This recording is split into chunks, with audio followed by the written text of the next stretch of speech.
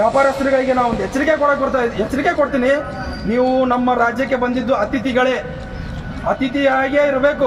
ನೀವೇನಾದರೂ ಅತಿಥಿ ಸ್ಥಾನ ಬಿಟ್ಟು ನೀವು ಮಾಲೀಕ ಸ್ಥಾನ ಏನಾದ್ರು ತೊಗೊಂಡ್ರೆ ನಿಮ್ಮ ತಿಥಿ ಮಾಡೋಕ್ಕೂ ನಾವು ಏಸಂಗಿಲ್ಲಗಳಿಗೆ ನಗರಸಭೆಯಿಂದ ಜಾಸ್ತಿ ಪರವಾನಿಗೆ ಇಲ್ಲ, ಕಲ್ಲಿನ ಫ್ಯಾಕ್ಟ್ರಿಗಳಿಗೆ ಪರವಾನಿಗೆ ಇಲ್ಲ. ಆದರೂ ಕೂಡ ಇದು ಒಂದು ರೀತಿ ಇಂಡಸ್ಟ್ರಿಯಲ್ ಏರಿಯಾ ಅಂತ ಎಲ್ಲಿ ಬೇಕಾದಲ್ಲಿ ಶೋರೂಮ್ ಹಾಕ್ಕೊಂಡು ತಾವು ಅದನ್ನು ಕೂಡ ಪರಿಶೀಲನೆ ಮಾಡಬೇಕು.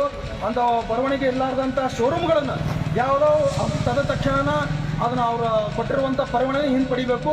ಆಮೇಲೆ ಪರವಾನಿಗೆ ಇಲ್ಲಾರ್ದವ್ರನ್ನ ಅದನ್ನು ಲಾಕ್ ಮಾಡಬೇಕು, ಸೀಸ್ ಮಾಡಿದ್ರೆ. ಮೊದಲೇದಾಗಿ ಎಲ್ಲೋ ಬೆಂಗಳೂರಲ್ಲಿ ನಡೀತಕ್ಕಂಥ ಒಂದು ಕೋಡಿನ ಸೂತ್ರ, ಆ ಸೂತ್ರವನ್ನು ಇವತ್ತು ಇಲಿಕಲ್ ನಗರದಲ್ಲಿ ಬಳಸಿ ಗ್ರಾಹಕರಿಗೆ ಮೋಸ ಮಾಡ್ತಿದ್ದಾರೆ. ಇದರಲ್ಲಿ ಏನಂತ ಹೇಳಿದ್ರೆ, 1 ಫೂಟ್ನ ಕಲ್ಲಿನ ಅಳತೆಯನ್ನು, ಚದರಡಿ ಕಲ್ಲಿನ ಅಳತೆಯನ್ನು ಮಾಡಬೇಕು ಅಂತ ಹೇಳಿದ್ರೆ 12 ಇಂಚ್ ಆಗಲ್ಲ, 12 ಇಂಚ್ ಉದ್ದ, ಅಂದರೆ 144/144 ಡಿವೈಡೆಡ್ ಮಾಡಿದಾಗ 1 ಚದರ ಅಡಿ ಬರುತ್ತೆ. ಇವತ್ತು ಅವರು ಅದನ್ನು ಏನು ಮಾಡ್ತಿದ್ದಾರೆ, ಒಂದು ಸೂತ್ರವನ್ನು ಬಳಸಿ 114 ಕೋಡನ್ನು ಬಳಸಿ 7 ಫುಟ್ ಹೆಚ್ಚಿಗೆ ಬರೋದ್ರಿಂದ ಗ್ರಾಹಕರಲ್ಲಿ 7 ಫುಟ್ನ ಕಲ್ಲ ಇರೋದಷ್ಟೇ ಇರುತ್ತೆ. ಬಟ್ ಅವ್ರು ಅಳತೆ ಮಾಡಿ ತೋರಿಸುವಾಗ 7 ಫುಟ್ ಕಲ್ಲಿನ ಅಳತೆಯನ್ನು ಹೆಚ್ಚಿಗೆ ತೋರಿಸಿ ಗ್ರಾಹಕರು ಬರ್ತಾರೆ. ಇನ್ನೊಂದು, ಇಲ್ಲಿ ಕಲ್ಲು ಅಲ್ಲಿ ರಾಜಸ್ಥಾನ ಬಿಟ್ಟಿದೆ ಅಂತ ಹೇಳಿದ್ರೆ ಗದಗ ಹೋಗ್ತಿರುತ್ತೆ ಲಾರಿ, ಬಟ್ ಆ ಲೋಡ್ ಖಾಲಿ ಆಗೋದಲ್ಲಿ ಇಲ್ಕಲ್ದಲ್ಲಿ ಆ ಲೋಡ್ ಖಾಲಿ ಆದ ನಂತರ ಏನಾಗುತ್ತೆ ಅಂತ ಹೇಳಿದ್ರೆ ಆ ಬಿಲ್ಲನ್ನು ಕ್ಯಾನ್ಸಲ್ ಮಾಡಿಬಿಡ್ತಾರೆ. ಅಂದರೆ ಎಲ್ಲೂ ಕೂಡ ಕಲ್ಲಿನ ವ್ಯವಹಾರ ನಡೆದಿಲ್ಲ ಅಂತೇಳಿ, ಕಲ್ಲಿನ ಮಾರಾಟದ ವ್ಯವಹಾರ ನಡೆದಿಲ್ಲ ಅಂತೇಳಿ ಸರ್ಕಾರಕ್ಕೆ ತೋರಿಸ್ತಾರೆ. ಆದರೆ ಈ ವ್ಯವಹಾರ ಆಗಿರುತ್ತೆ. ಹೀಗಾಗಿ ಸರ್ಕಾರಕ್ಕೂ ಕೂಡ ಕಟ್ಟತಕ್ಕಂಥ ತೆರಿಗೆ ರೂಪದಲ್ಲಿ ಹೀಗಾಗಿ ಏನು ಮಾಡಿಬಿಡ್ತಾರೆ, ಇನ್ನು 15% ನಾವು ಕಲ್ಲು ತೊಗೊಂಡು ಮ್ಯಾಗ 15% GST ಬಿಲ್ಲು ಕಟ್ಬೇಕಂತೇಳಿ GST ಬಿಲ್ ಬ್ಯಾಡ್ರಿ, ನಾವು ಹಂಗೆ ತೊಗೊಂಡು ಹೋಗ್ತೀವಿ ಅಂತ ಹೇಳ್ತಾರೆ.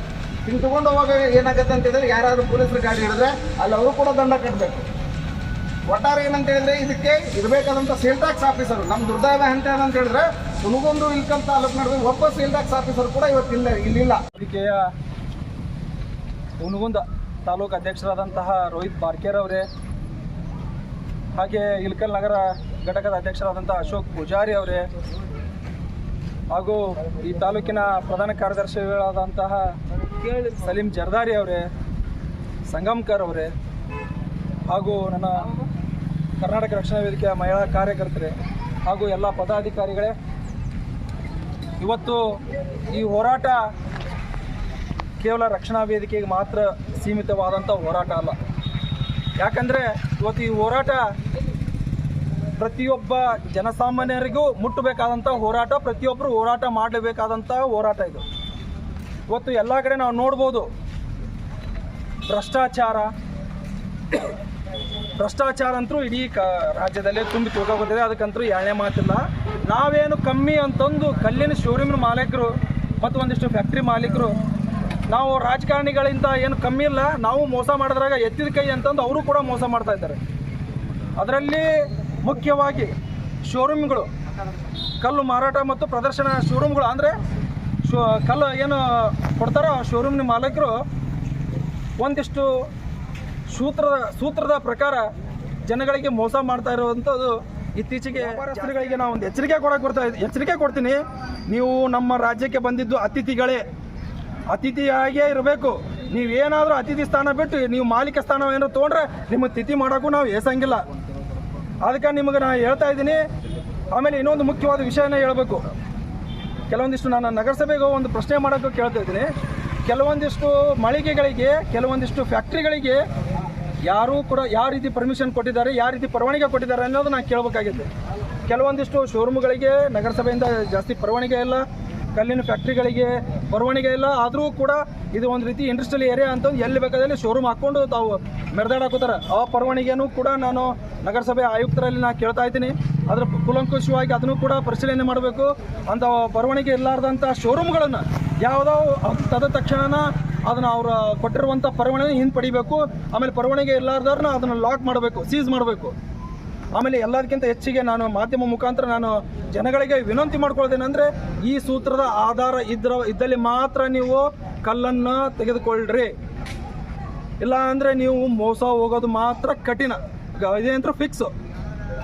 ಇಷ್ಟು ಹೇಳಿ ನನ್ನ ಮಾತನ್ನು ಮುಗಿಸ್ತಾ ನನ್ನ ಮುಂದಿನ ಮಾತನ್ನು ನನ್ನ ರೋಹಿತ್ ಬಾರ್ಕೇರ್ ಅವರಿಗೆ ಮಾತಾಡೋಕ್ಕೆ ಅವಕಾಶ. ನನ್ನೆಲ್ಲ ಕನ್ನಡದ ಮನಸ್ಸುಗಳಿಗೆ ನಮಸ್ಕರಿಸುತ್ತಾ ಸರ್, ಮನವಿ ಹೇಳ್ಬಿಡ್ತೀನಿ, ಮನೆಯೊಳಗೆ ಏನು ಹೇಳಿ ನಿಮ್ಗೆ ಕೊಟ್ಬಿಡ್ತೀನಿ.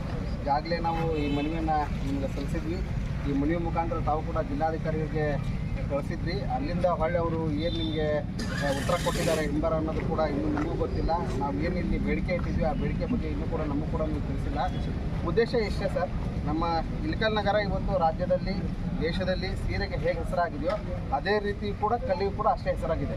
ಹೀಗಾಗಿ ರಾಜ್ಯದಿಂದ ಹೊರ ರಾಜ್ಯದಿಂದ ಜನರು ಇಲ್ಲಿ ಕಲ್ಲುಗಳನ್ನು ತಮ್ಮ ಒಂದು ಮನೆ ಕಟ್ಟೋದಕ್ಕೆ ಉಪಯೋಗಿಸಲಿಕ್ಕೆ ಕಲ್ಲುಗಳನ್ನು ತೊಗೊಳಕ್ಕೆ ಇಲ್ಲಿಗೆ ಬರ್ತಾರೆ. ಬಟ್ ಇವತ್ತು ಆ ಒಂದು ಕಲ್ಲುಗಳ ಮಾರಾಟಗಳಲ್ಲಿ ಎಂಥ ಮೋಸ ಆಗ್ತಿದೆ ಗ್ರಾಹಕರಿಗೆ ಅಂತ ಹೇಳಿದರೆ, ಮೊದಲೇದಾಗಿ ಎಲ್ಲೋ ಬೆಂಗಳೂರಲ್ಲಿ ನಡೀತಕ್ಕಂಥ ಒಂದು ಕೋಡಿನ ಸೂತ್ರ, ಆ ಸೂತ್ರವನ್ನು ಇವತ್ತು ಇಳಕಲ್ ನಗರದಲ್ಲಿ ಬಳಸಿ ಗ್ರಾಹಕರಿಗೆ ಮೋಸ ಮಾಡ್ತಿದ್ದಾರೆ. ಇದರಲ್ಲಿ ಏನಂತ ಹೇಳಿದ್ರೆ, 1 ಫೂಟ್ನ ಕಲ್ಲಿನ ಅಳತೆಯನ್ನು, ಚದರಡಿ ಕಲ್ಲಿನ ಅಳತೆಯನ್ನು ಮಾಡಬೇಕು ಅಂತ ಹೇಳಿದ್ರೆ 12 ಇಂಚ್ ಅಗಲ 12 ಇಂಚ್ ಉದ್ದ, ಅಂದರೆ 144/144 ಡಿವೈಡೆಡ್ ಮಾಡಿದಾಗ 1 ಚದರಡಿ ಬರುತ್ತೆ. ಇವತ್ತು ಅವರು ಅದನ್ನು ಏನು ಮಾಡ್ತಿದ್ದಾರೆ, ಒಂದು ಸೂತ್ರವನ್ನು ಬಳಸಿ 114 ಕೋಡನ್ನು ಬಳಸಿ 7 ಫುಟ್ ಹೆಚ್ಚಿಗೆ ಬರೋದ್ರಿಂದ ಗ್ರಾಹಕರಲ್ಲಿ 7 ಫುಟ್ನ ಕಲ್ಲ ಇರೋದು ಅಷ್ಟೇ ಇರುತ್ತೆ. ಬಟ್ ಅವ್ರು ಅಳತೆ ಮಾಡಿ ತೋರಿಸುವಾಗ 7 ಫುಟ್ ಕಲ್ಲಿನ ಅಳತೆಯನ್ನು ಹೆಚ್ಚಿಗೆ ತೋರಿಸಿ ಗ್ರಾಹಕರಿಗೆ ಮೋಸ ಮಾಡಿ ಹೆಚ್ಚಿನ ಹಣವನ್ನು ಅಲ್ಲಿ ತೊಗೊಳ್ತಿದ್ದಾರೆ. ಮತ್ತು ಜೊತೆಗೆ ಇನ್ನೊಂದು ಏನಂತ ಹೇಳಿದ್ರೆ, ನಮ್ಮ ಇಳಕಲಲ್ಲಿ ಸಿಗ್ತಕ್ಕಂಥ ಕಲ್ಲುಗಳನ್ನು ಬಿಟ್ಟು ಇನ್ನು ಹೊರ ರಾಜ್ಯದಿಂದ ಕಲ್ಲುಗಳು ಕೂಡ ಬರ್ತವೆ. ರಾಜಸ್ಥಾನ ಆ ಕಡೆ ಈ ಕಡೆ ಅಂತ ಹೇಳಿ, ರಾಜಸ್ಥಾನ, ಆಂಧ್ರ, ತಮಿಳುನಾಡು, ಒಡಿಸ್ಸಾದಿಂದ ಬರ್ತಕ್ಕಂಥ ಕಲ್ಲುಗಳನ್ನು ಕೂಡ ಇಲ್ಲಿ ಮಾರಾಟ ಮಾಡ್ತಾರೆ. ಅದರಲ್ಲೂ ಕೂಡ ಏನಾಗ್ತಿದೆ ಅಂತ ಹೇಳಿದ್ರೆ ಮೋಸ ಆಗ್ತಿದೆ. ಹೇಗೆ ಮೋಸ ಆಗ್ತಿದೆ ಅಂದರೆ, ಸರ್ಕಾರಕ್ಕೆ ಕಟ್ಟಬೇಕಾದಂಥ ತೆರಿಗೆ ರೂಪದಲ್ಲಿ ಮೋಸ ಆಗ್ತಿದೆ. ಆ ಗಾಡಿಗಳಿಗೆ ಬಿಲ್ ಇರೋದಿಲ್ಲ ಮೊದಲೇದಾಗಿ. ಆಮೇಲೆ ಬಿಲ್ ಹೇಗಿರುತ್ತೆ ಅಂತ ಹೇಳಿದ್ರೆ, ಪ್ಯಾನ್ ಕಾರ್ಡು, ಆಧಾರ್ ಕಾರ್ಡ್ ಮೇಲೆ ಬಿಲ್ಗಳನ್ನು ಮಾಡ್ಕೊಂಡು ಬರ್ತಾರೆ. ಇನ್ನೊಂದು, ಇಲ್ಲಿ ಕಲ್ಲು ಅಲ್ಲಿ ರಾಜಸ್ಥಾನ ಬಿಟ್ಟಿದೆ ಅಂತ ಹೇಳಿದ್ರೆ ಗದಗ ಹೋಗ್ತಿರುತ್ತೆ ಲಾರಿ, ಬಟ್ ಆ ಲೋಡ್ ಖಾಲಿ ಆಗೋದಲ್ಲಿ ಇಳಕಲ್ದಲ್ಲಿ. ಆ ಲೋಡ್ ಖಾಲಿ ಆದ ನಂತರ ಏನಾಗುತ್ತೆ ಅಂತ ಹೇಳಿದರೆ ಆ ಬಿಲ್ಲನ್ನು ಕ್ಯಾನ್ಸಲ್ ಮಾಡಿಬಿಡ್ತಾರೆ. ಅಂದರೆ ಎಲ್ಲೂ ಕೂಡ ಕಲ್ಲಿನ ವ್ಯವಹಾರ ನಡೆದಿಲ್ಲ ಅಂತೇಳಿ, ಕಲ್ಲಿನ ಮಾರಾಟದ ವ್ಯವಹಾರ ನಡೆದಿಲ್ಲ ಅಂತೇಳಿ ಸರ್ಕಾರಕ್ಕೆ ತೋರಿಸ್ತಾರೆ. ಆದರೆ ಇಲ್ಲಿ ವ್ಯವಹಾರ ಆಗಿರುತ್ತೆ. ಹೀಗಾಗಿ ಸರ್ಕಾರಕ್ಕೂ ಕೂಡ ಕಟ್ಟತಕ್ಕಂಥ ತೆರಿಗೆ ರೂಪದಲ್ಲಿ ಮೋಸ ಆಗ್ತದೆ. ಒಟ್ಟಾರೆ ಏನಂತ ಹೇಳಿದ್ರೆ, ವ್ಯವಹಾರ ಇಲ್ಲಿ ಆರಾಮಾಗಿ ಆಗ್ತಿದೆ. ಸರ್ಕಾರಕ್ಕೆ ಸೇರಬೇಕಾದಂಥ ತೆರಿಗೆ ರೂಪ ಕರೆಕ್ಟಾಗಿ ಇಲ್ಲಿ ಸೇರ್ತಿಲ್ಲ. ಇನ್ನು ಜನರಿಗೆ ಇಲ್ಲಿ ಬರೆ ಬೀಳ್ತಾ ಇದೆ. ಆಮೇಲೆ ಇನ್ನು ಜನರು ಏನಂತ ಹೇಳಿದ್ರೆ, GST ಬಿಲ್ಲಿಗೆ ಹೆದರ್ತಾರೆ. 80% GST ಬಿಲ್ಲು, 15% GST ಬಿಲ್ಲಿಗೆ ಹೆದರಿ ಏನು ಮಾಡಿಬಿಡ್ತಾರೆ, ಇನ್ನು 15% ನಾವು ಕಲ್ಲು ತೊಗೊಂಡು ಮ್ಯಾಗ 15% GST ಬಿಲ್ಲು ಕಟ್ಬೇಕಂತೇಳಿ GST ಬಿಲ್ ಬ್ಯಾಡ್ರಿ, ನಾವು ಹಂಗೆ ತೊಗೊಂಡು ಹೋಗ್ತೀವಿ ಅಂತ ಹೇಳ್ತಾರೆ. ಹಿಂಗೆ ತೊಗೊಂಡು ಹೋಗುವಾಗ ಏನಾಗುತ್ತೆ ಅಂತ ಹೇಳಿದ್ರೆ, ಯಾರಾದರೂ ಪೊಲೀಸರು ಗಾಡಿ ಹಿಡಿದ್ರೆ ಅಲ್ಲಿ ಅವರು ಕೂಡ ದಂಡ ಕಟ್ಟಬೇಕು. ಒಟ್ಟಾರೆ ಏನಂತ ಹೇಳಿದ್ರೆ, ಇದಕ್ಕೆ ಇರಬೇಕಾದಂಥ ಸೇಲ್ ಟ್ಯಾಕ್ಸ್ ಆಫೀಸರು, ನಮ್ಮ ದುರ್ದೈವ ಅಂತ ಹೇಳಿದ್ರೆ, ಹುನಗುಂದ ಇಳಕಲ್ ತಾಲೂಕು ನಡುವೆ ಒಬ್ಬ ಸೇಲ್ ಟ್ಯಾಕ್ಸ್ ಆಫೀಸರ್ ಕೂಡ ಇವತ್ತಿಲ್ಲ, ಇಲ್ಲಿಲ್ಲ.